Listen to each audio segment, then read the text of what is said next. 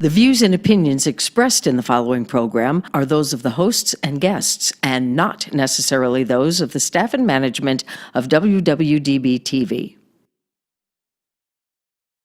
Right. Get yourselves together. Right. Stand up and live your life. Right. Get yourselves together. Right. Hands up high.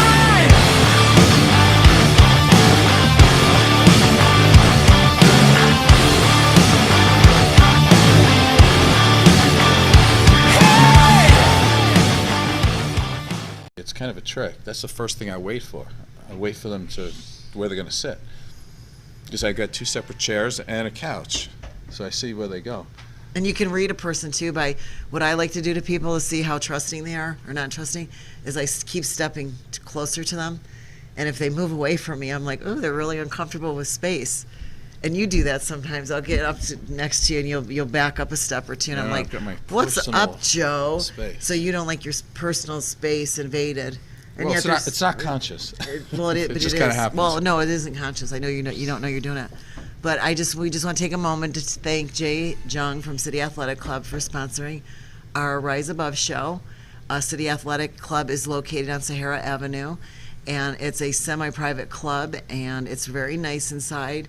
So if you're looking for a more quiet, intimate type environment to train in where there's not a million people in there, it's a really nice place. And trainers are there with their clients. So it's mostly a trainer's gym where you'll see trainers working individually with their clients. So if you want a more intimate environment to train in, that's the place to go.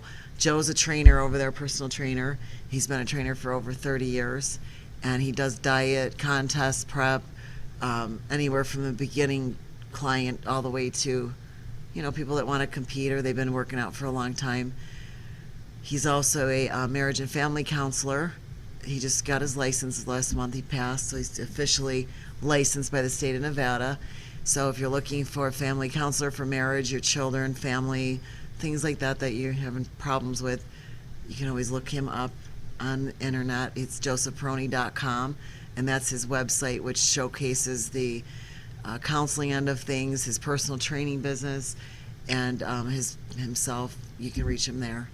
Also, you can reach him on Facebook. He has a Facebook page, a Joseph Peroni Wellness page, which is for personal training. God, I sound like a real narcissist, don't I? I set up all these pages, so I would be the narcissist for you, but it's good advertising. If you're not, the thing with social media is if you're not on social media, Instagram, Facebook, LinkedIn, Twitter, and all these social media sites, and you're not advertising your business or your product, you're kind of a dinosaur because people are not buying newspapers as much.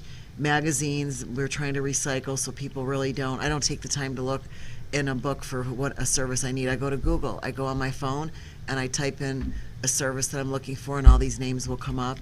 And so they're able to find you on Facebook if they type in josephperoni.com. Everything about you is in the search engine. So your bodybuilding shows are there. Your marriage and family psychology is listed in there. Your Facebook page is listed there. And it's the same thing with myself. If people want to look up Heidi Mancini, you'll find me on Facebook, Instagram. I'm a hairstylist at Body Spa West. I'm also a wellness coach at City Athletic Gym. And I also do the social media and all that for the radio show, TV show that we do every week. Yeah. So I'm the person to get a hold of if you'd like us to help you sell your product or service or business, advertising. I'd be the person to talk to for that. And then, of course, you do all the writing for the show. He's the writer, and I'm the gabber, as you can tell. So, anyway. Okay, that's all. ready to start? Yeah. So today's show, I want to do the topic on the goal of an interdependent relationship, which is also part and parcel with that is the goal of the differentiation of self. Okay, so what the heck does that mean, right? Well, just to say right off the top, the differentiation of self is the number one reason for for divorces now. So we'll get into that. So that should pique your interest right there. But nobody is really going to say the reason why I want a divorce is because I want to differentiate myself. Nobody's going to say that. But if you look at all of the reasons why people put into why they're getting divorced, let's go with about 75% of the people who file for divorce first, they're women. And typically, It's because they want to find themselves in so much way, shape, or form. They've given up too much of their life. Right. Well, can we backtrack that just sure. a second? The cultural thing with women, and it's changing. The good news is it is changing. So Right. in another 50 years from now, we probably won't be having this conversation. That's true. So back when I was being raised, my mother's time, my mother's 70, so, when she was a teenager, and then of course some of that culture mixed into when I was being raised, and of course my dad too. He was a strict Italian. So, I had a really good dad, I had a good mom. And when my parents divorced, it was because of the differentiation of self with my mom, because my mom at a very young age bought into the whole Cinderella thing of, this guy's going to rescue me, he's going to take care of me, he's going to, give me a good life. Because my mother came from an environment where she was pretty much an orphan, she didn't have any security, so she put her identity into what she thought my dad could do for her. Right. Well, he did a lot for my mom, and she admits that now. But as the years went on, and my mother was tied down with 4 children, she didn't have a car of her own, she didn't have a job, she didn't have her own money. She finally went out and got a job, and she really liked the idea of having a little bit of her own spending money, being able to go out on a Saturday night with my dad to a movie or wherever they would go on a date night, and I was old enough to babysit. And of course then, that's when all the stuff starts, because she starts to realize, I like the idea of my own money. I like having my car. She got her own car. She didn't have to share my dad's car anymore. And my mother started to realize who she was. And when that started to happen, her likes that she liked, unfortunately didn't coincide with the life that she had kind of molded into with my dad. Right. And of course my dad was perfectly happy. What's wrong with you? Why aren't you happy? And it wasn't that she wasn't happy. She just wanted to do other things and live her life a little bit differently. When I divorced my ex-husband, it was the same thing. Surprisingly, I was independent. I was raised by my dad to say, you better have a career, do something, go to school, please don't get pregnant right away because that'll ruin your life, and I'll kill you, and I'll go kill the guy that did it. That was the kind of thing my dad said. So my dad was weird that way, because he was from a culture that was very controlling, and I don't mean controlling in a bad way. No, I understand. But he came from an environment that you took care of your family, you paid the bills, you went out to work. My dad worked 3 jobs to keep, money coming in the house. But yet he raised his daughters in a way where he said, I want you to have a career, and I want you to have a good paying job, or do something that makes you happy. So you don't want to ever be totally relying on a man. You want to make sure Right. that if something happens, you can take care of yourself. So we did that, and ironically, culturally, I kind of did the same thing my mom did, in a sense that I got married very young because I was looking for security. Although I had my career, I was started in it before. I wasn't really started in it before I got married, but I kind of bought into the whole thing, and you kind of start living somebody else's life for whatever reasons that you get into the relationship for, and then all of a sudden you wake up one day and you go, this is not. My epiphany was when my daughter was born.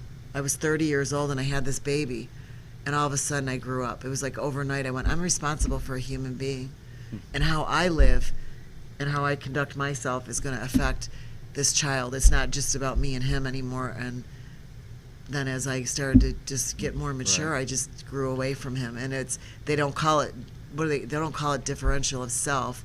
They call it life crisis, midlife crisis. I got to go find myself. That's the actual term they that put all people these use. stigmas on it, and they make it sound like a negative. And unfortunately, if you buy into the crap that society tells you as a young person, I don't think it happens as much with men, because I think men are told at a very young age, these are expectations to be a man, period. So you do these things, this is how your life's going to be. You'll have a good job, you'll attract a good mate, you'll be an eligible man, or whatever they call eligible bachelor. Right. But women are still, in a way, still caught up in the cultural Yeah, BS. let me go back a little bit. So we're talking about an interdependent relationship, which should be, by theory anyway, the ultimate type of relationship. Now, what 2 consenting people want to do and they think is great, that's fine. But overall, interdependent is what we're looking for. What you're describing was more prevalent a long time ago, but still there is what we call a dependent relationship. Both partners are actually dependent upon another human being to make themselves whole, which there's some type of romantic quality to that. The whole, Tom Cruise, whatever that movie was, I can't think of the name of it right now, it's just "You Complete Me," Yeah. that type of thing. that doesn't work. That means you're dependent upon another human being to be happy, right? And that doesn't work. And of course, as you say, times are changing, and it's true. Women now are in the workforce, obviously. Women can make just as much or more money than men. That's true. But the interesting thing is that it seems like women are moving up the ladder in terms of how much they make and how much power they have in the business world. But psychologically, there's still that thing where they want to be taken care of. You don't often see a woman who is mature and is financially stable going after a guy who makes less money. They still feel very comfortable looking for a guy who makes as much as they do, or to climb the branch a little bit higher, because there's still something in there where they still feel dependent upon somebody else making them secure. Well, and I think what women do too when they're in a financial stability situation where they make a lot of money or they have enough money to survive, they just say, I don't want a man anymore. So it goes full spectrum one way or the other, where Right. Because we're dependent on each other. I'm dependent on you as far as I'm with somebody that I want to work, be ambitious, take care of yourself in that sense, because it takes care of me and vice versa. Right. But our relationship was established that way. We came into the relationship as two individuals that kind of had already kind of gone through our own things, and you knew, early on in our relationship, you wanted to get a master's degree and go to school. Right. And there was things that you definitely knew that you needed to do to feel better about yourself. I don't know if it's better about yourself or just more. Yeah, I mean, we all come here with a certain amount of potential, and I want to at least fulfill mine. And so this might sound really ugly to some people out there, but when and you know this, we've had this conversation, what's one of the most important things you can give me? And I would say, leave me alone. It means give me my space to be who I need to be. If I need to go to school, don't get on my back that I'm not spending enough time at home. Or if I'm studying, you need to leave me alone because I need to get good grades. If I'm working in order to be a better person and to be able to bring more money in, all these things, get off my back. Because I'm trying to be a better me. As with you, I would never tell you who you can work with, what times to work. You're an adult, you're mature, you're a really good business person. I trust you in your judgment of what to do. There's nothing more satisfying than that, I wouldn't think, about someone giving you the latitude to be who you need to be when you need to be. And that's the essence of an interdependent relationship. The other thing you said was really interesting to me, because a lot of people do this.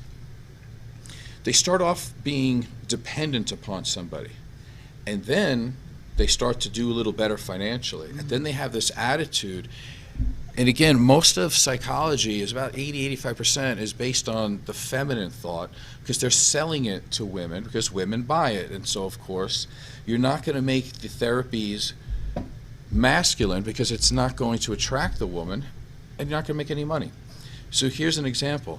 We talk about women's empowerment. And a lot of that is women saying, I'm going to rise up, I'm going to be me, I'm going to be an individual, I don't need a man. That is not what we're talking about here. That's not an interdependent relationship. That's just trying to be independent. And if you want to be independent, that's great, but you're not going to have a relationship. When we talk about women that want to be, I'm independent and I don't need anybody, that's great. But that's not conducive to having a mutual, reciprocal, loving relationship at all. It means that when you want to stand up for yourself as I'm a self and I'm me, that's what Helen Reddy would say, I am woman, hear me roar. It's a standing up. It's not a pushing away of other human beings. And that's the big difference. When somebody stands up for themselves and says, this is me, and this is what I want to do, and this is what I am, it's a beautiful, happy moment. It shouldn't be an ugly, pissed off moment where you just hate every man you see and you hate other women because of the competition they give you. But I think the sad part of all that is that, and anybody that's gone through this, you realize that when you do finally say, this is who I am, these are the things that I like, this is how I kind of want to live my life, you do end relationships and you will lose people in your life. I know in my marriage it was that way. When I finally said, I'm not okay being just who I was at that time. I needed more something. I don't know what it was. The person I was with was like, well, I'm perfectly content with what's going on, and I'm perfectly happy. And, you know, it comes down to, you almost have to initially have an attitude of a pissed off, I don't give a shit attitude, because it almost puts you in survival mode, where you go, you know, I have something to do here, and for me to keep going this direction, I've got to have like an F you attitude for this old relationship, because it keeps, for some reason, that person will still want to keep pulling you back into the relationship, your friendships, because misery likes company. I had married friends at the time that, you know, they were either, you know, for me getting a divorce or not getting a divorce, and depending on which side of their marriage they were on, you know, that was, you know, oh, well, you should be careful, because, you know, you're gonna have to take care of yourself now. You might not have enough money. What if? Well, what if I decide to leave this marriage and things go better for me? What if?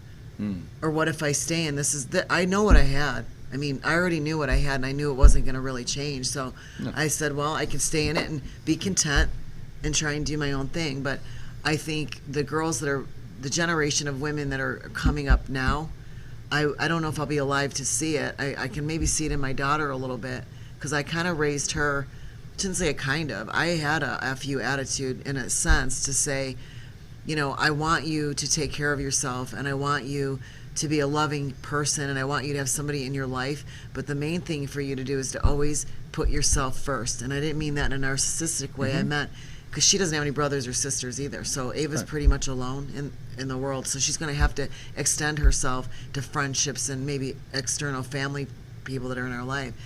And so I didn't raise her not to like men or disrespect men or think men were useless. I did raise her in a sense that it's up to you to make money, and it's up to you to take care of yourself. And then if you meet somebody, that's great. They're supposed to complement your life. And hopefully all the other mothers are raising their sons and daughters that way, and I think they are. I think we're in a culture right now where we're kind of a crossover in between what's coming into the future with not this gender-specific roles, and I think that's what causes this differential of self, because as a culture we've bought into for so many years, this is a woman's role, this is a man's role. And John said it before. He said, you bought into the whole, you need to color your hair. We were talking about coloring hair. He said, you bought into the whole culture that you're not attractive if you don't dye your gray hair. Yeah, he's right. Because as a culture, women are pretty much told by everything that we see visually, and we can all say don't buy into that because it's just advertisement. It is what it is. But again, we always come back to, okay, be yourself and be who you want to be and be comfortable, but you have to be strong enough that everything that's going on around you, including men, do prefer, you know, women that have themselves together. Gay men will tell you that too. They'll say there's no such thing as an ugly woman. There's a lazy woman. No woman is ugly. They all have beauty. It's just how much work do you want to put into it. And I think because there's been gender expectations, I think that's where there's been the conflict, because it's equally on the man's side too, that a man can get confused by all the mixed signals too, because he's told at a young age, this is what's expected of you. You go out and you make a job. These guys, now they're in their 30s, they're not being told that, and they're perfectly fine with, hey, my wife makes 6 figures, I'm good with it, I'll stay home with the kids. So they also, so what happens to the men now? If all of a sudden one day they wake up and they go, I don't want to be at home anymore with these kids, and I'm going to go find myself. I bet you another 100 years from now we're going to see that. You know, I don't know, it's interesting, because we always thought that testosterone was this thing, right? Like in utero, if a baby gets this testosterone wash, they automatically are starting to become something different than what a woman is. And it's like, I don't know if that's so true anymore. You know, it's like when I see it, it's really amazing. Like, I think women are actually more competitive than men. Like, we keep hearing how men are so competitive and want to kill each other. I don't have any men like that I know. Well, but I know women who are friends with each other who hate each other. You know, they hate each other most of the time. Well, you know? I think there's a wake up. It's like a wake up thing when women finally realize that, you know, what the things that they're capable of, and that they do have some control over their lives and their decisions. There's empowerment behind that. But then you get the feminist side of it that takes that and they run with it and they make it such a nasty, you know, man-hating type thing. And I think that part of it is really wrong, and as far as what's going on. Yeah, there's two sides. Well, there's a lot of sides. But the side that you're talking about, right, like, Let's just take feminism, for example, on the ugly side, when it's pushed too far over. If there's a man-hating element to it, it means that no matter how individual you think you are, how much money you make, there's something wrong. There's something wrong psychologically because you can't connect to other people in a comfortable way. People who are strong unto themselves don't have anger to other people. They just don't do that because they allow other people to have their own thoughts and opinions and behaviors, as long as it doesn't infringe on you in a way that's going to like hurt you. But so there's something wrong when somebody's so angry at the world, like, because it's orange juice theory, right? Like you squeeze an orange, what comes out? Orange juice. So if you see a person who's always angry and hating people, well, that's what's coming out of them. Well, where do you think it came from? There's something inside that's going wrong. So in terms of interdependent relationships, it actually used to be something that was kind of thrown off to the side because, again, the 80-85% of psychotherapy now that's feminized, they hate this theory because this theory says, listen, you need to take responsibility for who you are. So each partner, their number one goal of each partner is not to make the other person happy. It's to make you the best possible person that you can be and to totally fulfill your potential. And then you become a better partner. It's never put upon your partner to make you happy. That's an impossibility. Okay, but I'm going to interrupt that thought too. Yeah. Back now that girls, it's funny because you see girls now, they're in college and they're not getting married. Most of these people today, they're not getting married until their early 30s, if at all. You know, you're seeing a shift too where, so I think the I can't say that word, I know, it's hard, differentiation, right? Differentiation of self, the longer a person goes without getting married, the more apt you are to find yourself at a younger time in your life because you've not attached yourself as a young, immature, I don't know what I'm going to do person, because guys do it too. If a man gets married at a very young age, you know, they may settle into what the cultural thing is to say this is what a man does. But I equally think that it happens to a man too when he starts approaching his 30s to mid 40s, early 40s. That's when you hear men have affairs, they cheat, you know, they do their stuff too. Because all of a sudden this young boy that got married at 20 something, all of a sudden is realizing he's in his 30s. I've spent the first 12 years of my life raising kids and taking care of a woman, you know, that type of thing. So I think as time goes on again, you get yourself by building your self-esteem by accomplishing things, and it's by setting goals and completing a goal. And when a woman has a baby, I don't think we attach ourselves to that as being a job or a goal. It's something that naturally, if you're in a relationship and you're in a family, you're going to have a child. But when a woman goes out, and raising kids is hard work. I have one, and I know I'm not minimizing that as a job or whatever. But there's something to be said for when you can go out in a college and you can take a course and you do well. It's another thing if you can go out into the workforce and you can be self-employed. I'm self-employed. I'm successful. I'm happy with the work I do. I love people, and there's a lot of fulfillment in that for me. And this isn't a dig at you or anything with a relationship, but if something was to happen to you tomorrow, yes, it would be a void in my life. It would be different. It would be all of that if you died or whatever could happen, right? But I know, I have the confidence to know that I have enough skills and enough of my own identity with who Heidi is to say, well, okay, this is going to change my life, but I'm able to move forward, kind of a thing. And I think this finding yourself thing is not going to be so relevant in generations to come. I hope it's not. I hope not. But see, an interesting thing. But take it out take out the hate part of it. Because what I see as a culture is women not liking men now. All of a sudden, the women are finding themselves at a younger age because they're going to college. They're in their 30s, early 30s. They're making good money, and now we have a culture of girls saying, "I don't need a man. I'm going to have a baby without one." So now, now we're going right, and that's the other part too. That's That's the talk that we talked about, that individualistic, which is not healthy either. It's interesting what you said before. Like, okay, so let's say you map out a scenario where I die, and you say, it's sad, but you'll be fine. In your mind, when you're saying it, you're probably feeling like I'm going to be hurt by you saying that. right? Like that's cultural. Well, it's cultural because people it's would not go, me. "What is wrong with you that you?" But, right, well, but- I can't go on because in the stories But it see, goes, your yeah. relationship right now was with the culture, not with me. Right. Because if you know me, why would I want you to be sad? I don't get any benefit out of it Well, in any way. No, but the point is the sadness part of it. Everybody would go through that. When somebody dies or somebody leaves your life, whatever it might be, there is an element of grief. There's an element of sadness that we all have to go through. But my point being is that it's not like I'm so dependent on you, and we're talking about differential of self, that I'm not so dependent on of you for everything, my emotional needs, my financial needs. My whole identity is tied up in my life with you. I know women that Right. lose their But see, spouses. you don't even they're have to. lost. You don't have to sell me on it, right? Like I would agree with that 100%, and I would want that. And not only is there an element of grief, there's a massive amount of grief. But that's beside the point. As we sit now, I would want you to be a fully functioning, happy adult.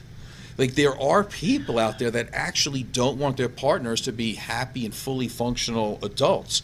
Like they would want their partner to be sad if something happened, you know? And think about that. It's like, and that goes back to before of having, most people don't have real relationships. They have dependent relationships.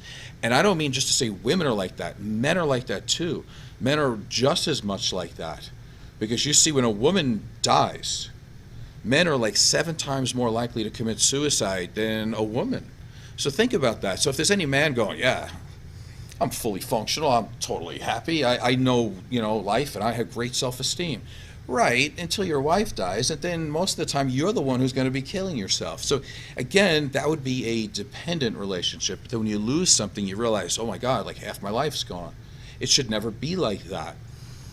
In a lot of therapies, again, going to certain therapies, not this one, it used to deal with more the emotional part of it, of healing somebody's emotional wounds and being so childlike in the attitude. Like, I know that this can hurt you. I know you must feel like this. And although it sounds good, interdependent relationship theory would say that that's making somebody into a child. Here's an example that everybody knows. So you're going to go out on a date, and usually the woman might say, does it look like I've gained any weight when they, wear a dress or whatever? Well, okay, so if you're the ultra guy in a attachment therapy type relationship, you would soothe the woman by saying, I know society has sold to you that you only look good when you look a certain way, and you're only lovable if you look a certain way. And right now, because of the holidays, you might not be feeling as lovable, but let me know that you're perfect just the way you are. fluffier. You go through this whole long process to baby somebody into making them feel good. And interdependent relationships are based upon 2 strong people. They would not enter the conversation that way. This sounds a little cold, but this is how the conversation would be. So you feel like you've gained some weight.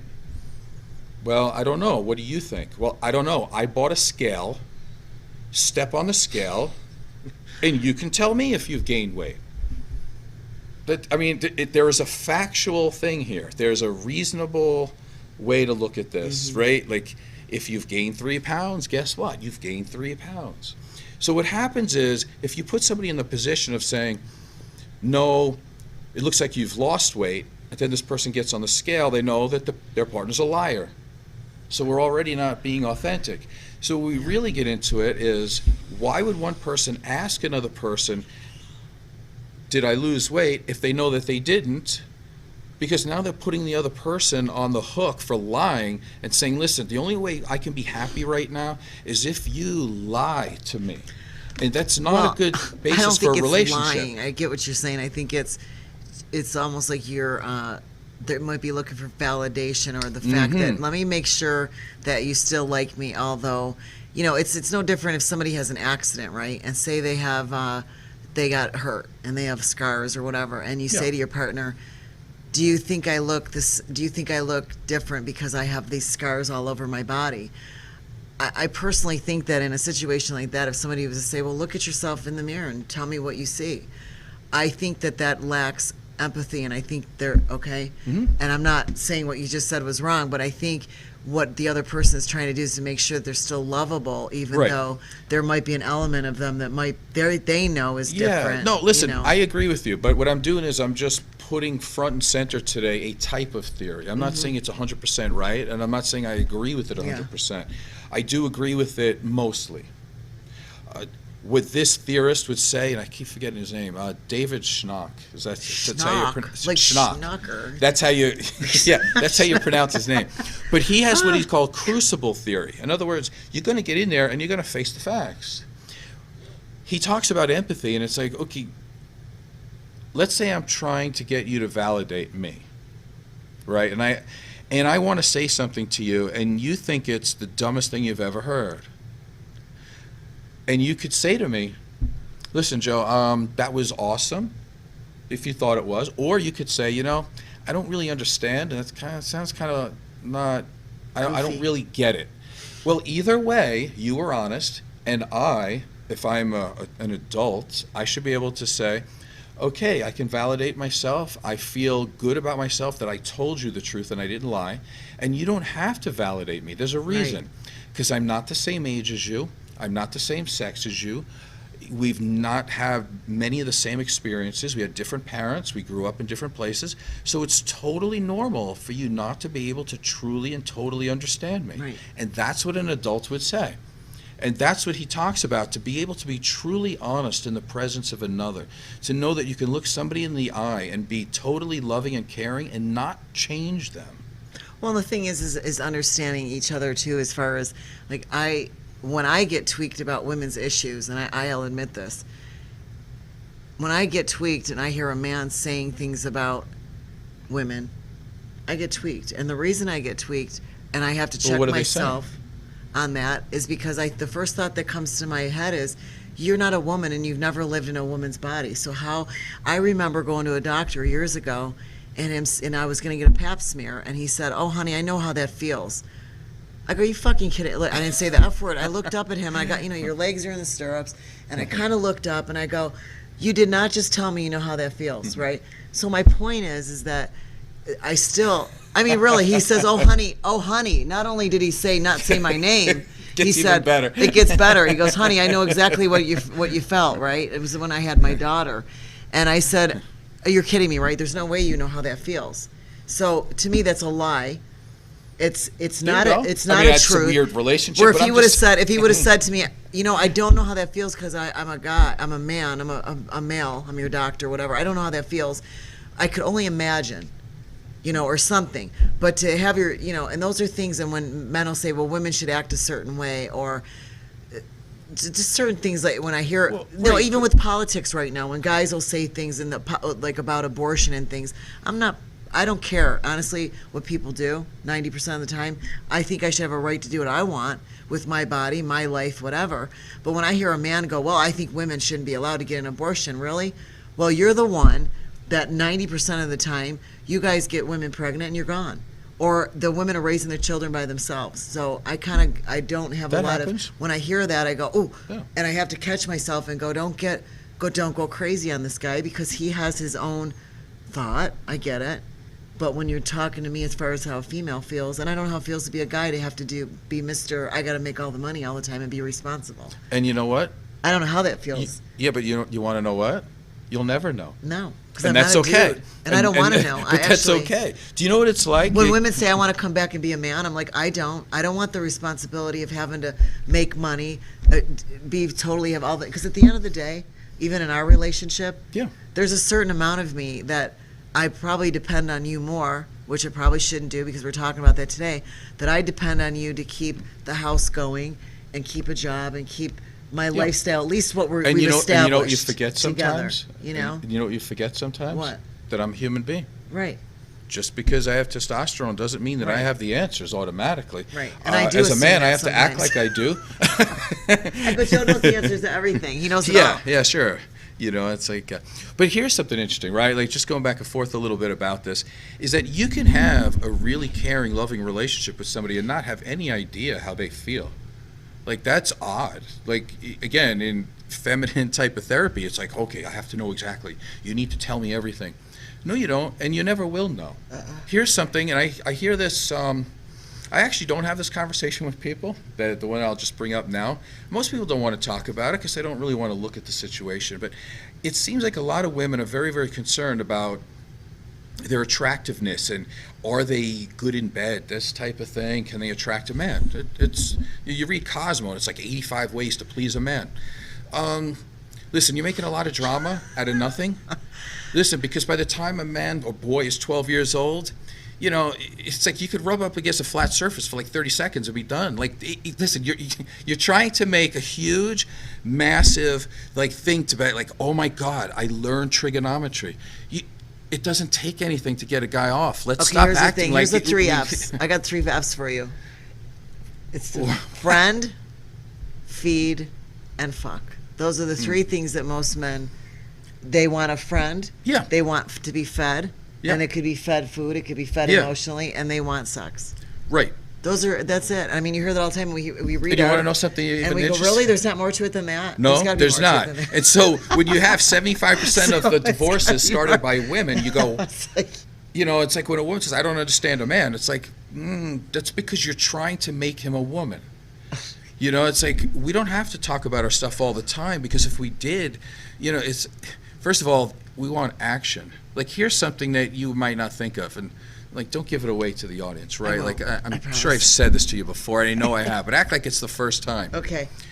I mean, honestly, even if we're trying to have empathy for each other, how hard is it for a woman to be good in bed? Like I said, by the time you're 12, nothing's going, you know. The other part is, okay, so you have an area of entry, right? Okay, even if you have a problem, there's loops. Okay, so you really don't even have to be good at anything. Now, I know you're going to try to make it like this big scientific thing that women have to be awesome, and I'm telling you they don't. They just don't. Sex is all, if it's good, is 99% based on the man. And the reason for it is, without a guy being sexually excited, there's not a lot to be done. All right? I mean, we can talk about making out and all that stuff. Great, got it. But if you're talking about actual intercourse and all these things, without a man being sexually excited, there is no sex to be had. And the thing is, when a woman is in that situation, let's just hope or assume it's in a loving relationship, I get all that. It's emotional, it's caring, it's partners together, and it's beautiful and all that. But the fact is that you can sit back or not or be on top or whatever and experience as much pleasure as fully possible. John, I knew he wanted to say something over here. I just don't want you to make yourself sound bad on the air or something. No, it says nothing to do, but it's an Girls will be actual like, fact. "What?" Listen, any man who's a good lover knows this. That, yeah, there's differences with women, but if you can't hold an erection for a certain amount of time, there's no lovemaking to be had. Most guys are done within 2 minutes or so. Okay, that's not good. That sucks. That's horrible. So again, in order to be good at sex, a man has to be good. For a man to be a good lover, there's a lot of things that need to be done. There's very few men out there that are good lovers that can actually do that. Because if you're thinking about it, what it is I'm going to be in the act, but I can't have fun totally because you have to pull back. You cannot be overly excited. You have to be like, I've been here so long. Like, I've been this so many times that I can actually write my resume right now while you're going down on whatever it is. Because things will be over before they start. It's true. People don't want to talk about it, but you know what? That's another thing. And let me tell you something. There's a reason why men who are good in bed have incredible self-esteem. Because in order to have a self-esteem, you have to be a master at something. It's not just about getting attention. Right? Like if it was all about the way the man looked, let's say, that's just getting attention. You're not doing anything. You know, women don't get all these extras because they're great lovers. Okay. Listen, you want to be totally disgusting? You can go to like these weird places, like these Asian places, and you can get a 9-year-old girl. Like, stop it with these women being great lovers. In order for a man to be a great lover, it takes a lot more. A lot more. I just want you to define your terms. Yes. Define the term sex.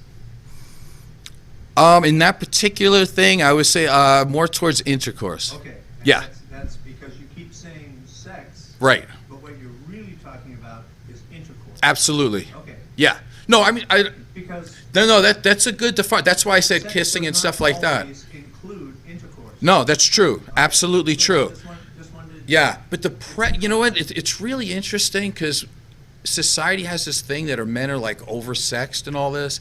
And I even showed you that article like 2 weeks ago. It's interesting. Most marriage and family therapists will tell you that if there's somebody pulling back from the sexual part of the relationship, it's just as often or more it's the man. And a lot of times it's because he's afraid not to be able to perform up to standard. It's not that he doesn't want to. But explain to people what when you ask the question, define what he meant by sex. What would the other things that are not intercourse that you would consider sex or sexual, so that people understand that difference. Starting with, Mhm. and I'll probably get some flack for this, but starting with flirting. No, I think that's a huge part of it. Of course it is. Excellent. Yeah, Being absolutely. intimate, True. hugging, I agree. holding hands. I agree. All of that is, to me, that is the whole package. Intercourse is one You know, aspect of it. So you It's can a be good at all finale. the other stuff and not quite so good at this, but Well, the point is that when intimacy is formed, it's formed with all the foreplay in the beginnings, and that's why people, when they meet up initially, they have all that, because like I said, intercourse, what you just said, is overplayed anyway, Yeah. in a sense, because if a guy is impotent or there's something that's not working right, that's not going to matter anyway. And I think most women, and I don't know if this is with guys because I'm a girl, most women like the foreplay in the beginning and the hand hugging and the affection and things like that. The intercourse is because most women can't have an orgasm that way anyway. Yeah. I mean, there's a few women out there that can. They can. I don't know what the numbers are on that, but I think it's over 70%. Women can't do it just by a guy doing her that way anyway. So even if he is a stud in bed, it's not going to matter if you're with somebody that can't climax with you inside of her. but here's the crazy thing So, about being. I don't know. We got away from differential self. No, to that. but it still is because part of it is being good. You know. Yeah. But here's the Yeah, I interesting get it. thing. Like, let me just go. I was gonna say, let me just go off what you just said. That's great. Anyway, Get off. Not here, Joe. let me let me add to what you're saying. Okay. Here's the pressure of being a man. Yeah. I believe everything you say is true. You're a woman, and you know it to be true. And John said it too. It's the affection, it's the foreplay, it's the flirting, it's all of it. It's the oral sex, it's all of it. But try to be a man in a conversation. And someone says, hey, man, or the girl says, hey, I wonder if this guy's good in bed. And I go, I'm excellent at hugging. And I also can throw in a little bit of hand holding. And I'm really. What they're thinking is that there's something wrong with your genitalia. That's the first thing that they're thinking. Because it's like, as much as we try to say that, and I've even said this to you, I pride myself, like my whole life, on physicality. Part of it is sex, sorry, whatever, if that offends people. But it comes down to when you go to the sex museum, there's rooms with thousands, not of hand-holding, not of making out, it's penises everywhere. Different sizes, different colors, some made out of glass, some made out of rubber, some made out of, right? And you go there and you're sitting with like whoever, I'm not going to name names, but the girls like go through and so this one's nice and that one's nice. It really becomes a penis affair. It's true. Like, and if you're a guy that doesn't want to admit, you have to admit to the fact, and that's what guys are really good at. At some point, you're going to admit reality, and you're going to say, well, part of it is that, unfortunately, even going back to the cavemen days, when you look back on the caves and you see the drawings, you see like a little stick figure of a guy, and then there's another extra stick. It's like, even back then, they were infatuated with male genitalia. Like, it's the agree. way it is. I totally agree, but I also think that there's an infatuation with the male gender on the female body too, with certain parts, that the breasts and butts and things like that. And obviously, Yeah. I know they're not sexual; they're not supposed to be performing.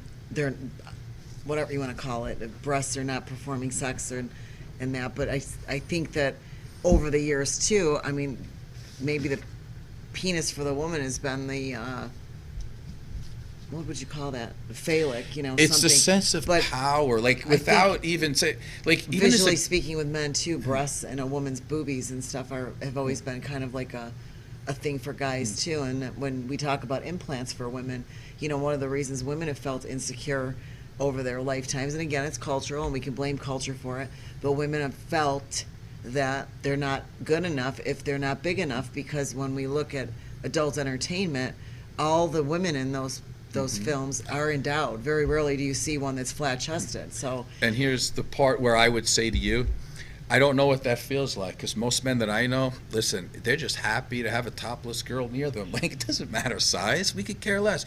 If we really want to get specific, probably excitable nipples are more important than anything. That's one of the big turnoffs with implants, is that half the time they kill the sensation. Yeah.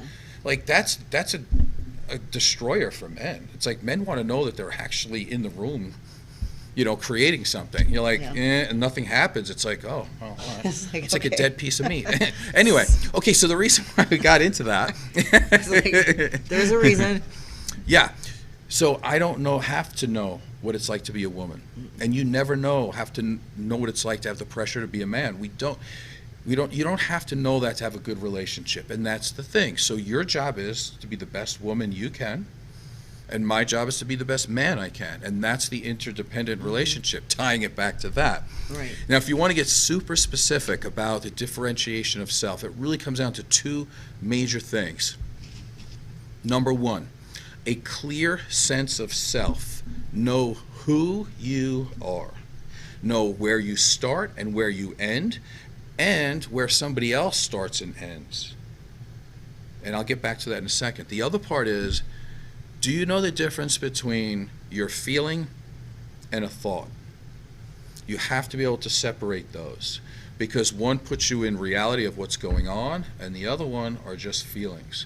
In this type of theory, it says, if you don't have a differentiation of self, meaning you can't separate your thoughts from your feelings, and you can't separate from who you are compared to who other people are, you will be in anxiety all the time. You will soak up everybody else's negative energy, and that happens a lot. And again, a while back, this is why this was considered to be a masculine way of looking at things, because again, men and women having a relationship, a man usually looks at a woman who's very emotional. And other theory says that that's normal. It's actually not normal. It's a dysfunction. People who are emotionally dysregulated all the time and taking in other people's emotions and going up and down with who the last person they spoke to was, it's normal in the sense that many people are that way, but it's not healthy. Your job as a person is to be able to lower the anxiety level. And the way you do that is that I have to do it in therapy. I could be next to somebody who just lost 2 people in their family, and they could be totally in grief and total despair. But I'm not in grief and despair. I could be next to somebody that's, outrageously angry at the world. But then I go home, and I don't come home outrageously angry. It's interesting, and I'm not making fun of you only because I think it's a good thing to mention, because a lot of women are like this, and you're part of the culture. And culturally speaking, we think it's normal. It's interesting, like if I come home, I can kind of tell who you spoke to or who your last client was based true, on how you look. but there has I could to see be- it in your But face. we're going to do a show on this too, and I don't want to talk about that right now, but there is a certain personality. And I just learned this just recently, but we're going to have a show on empaths, and I was requested to do a show on that. And it's highly sensitive people. And it's interesting. It'll be an interesting show to have, because a lot of the empaths, a lot of the description crosses into psychology. Of course it does. Oh, yeah. So I want to talk about that, because I do absorb people's energy, to the sense that, if I have a bunch of people in my chair during the day and there's a lot of sadness, there's a lot of whatever, it's very hard for me sometimes to shake it when I come home. Right, and it's so interesting that you say exactly that, because again, part of the differentiation is knowing where you are, where you start and where you end, and where the other person starts and ends. So if you do that, And again, I'm not saying this theory is 100% right. Everything has mistakes and holes in it and things like this. But if you buy into that particular theory, this one we're talking about today, this person would say that shouldn't happen. But this is You where you learn, like you said, when you start doing the differential of self. This is things that I'm learning about myself that there's things that you can do so that those things are not with you at the end of the day or the end of the session. So there's things that you can do to kind of talk yourself, I don't want to say talk off the cliff, but when I'm driving home, I'll say that's really sad that that's happening in that person's life, but it's not my life, and my life is really good. And then I start listing the things in my life that are going well for me rather than hanging on, when you hear things from clients. I mean, I'll hear women all the time talking about stuff, and you go, oh God, I hope that's not going on with Joe. And and then I'll think about it, and I'll go, I feel really bad because this is a close friend or a client, but no, my life is this way, and this is what I'm going to do. And when I get home, I'm going to do this, and then that's it. Because I know it's affected me in the past a lot. I know we get into the end. Now, people saw me, I went on my phone when Heidi was talking. I just want to say, before the show, I had something lined up that I was going to use it as an example, and it kind of disappeared. So I can't use that right now. So that's why I just want people to know. And it's also for you, because I want you to remember that, because I did want to be disrespectful. Anyway, again, with the differentiation of self, this is a really good, you can use this as a social experiment for yourself, and people out there listening can do this too. Heidi had a really good thought here, and I know this happens to you a lot. Women, more than men, do this thing called rumination. Rumination is an interesting word, because rumination basically means a cow eating food, and they throw it up, but then they eat it again. And then they keep doing the same thing over and over.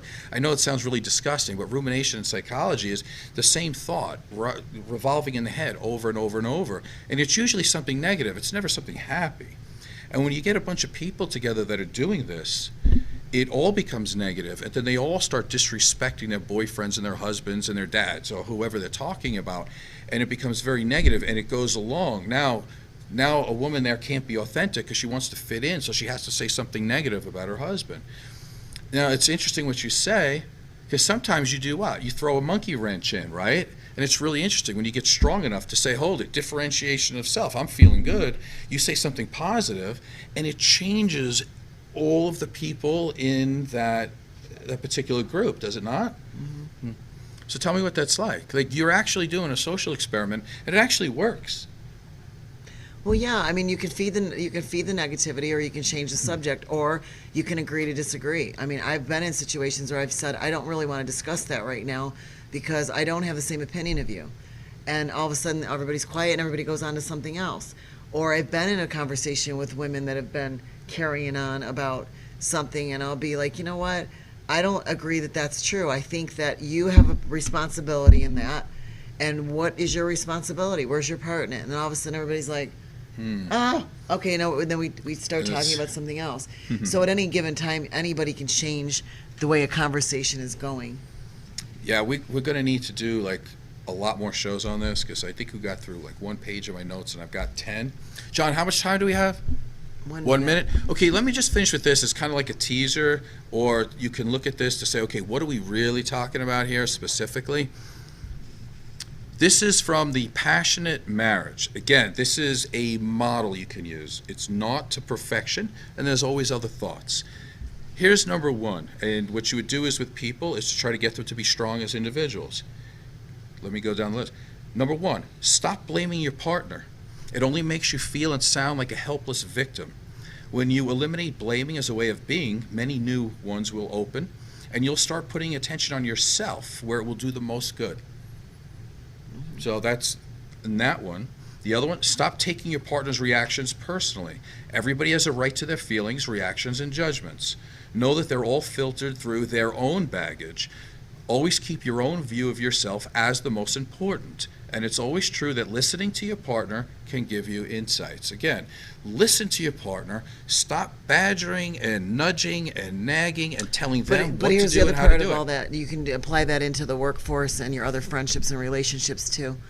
Yeah, I'm glad you said that. It's a huge. It's not just personal relationships, because you see a lot of that garbage going on in the workforce too, where people want to shove their ideas down, they want things done their way in a management type situation, and, Right. and there's a lot of ideas in the room, So and it's keep- okay to stay true to what your belief is in something also, and not get caught up in the work drama or that kind of drama too. Exactly, so it works in everything. John, give me 30 seconds. Can I give an example? Here's an example that I think everybody, at least our age, can understand.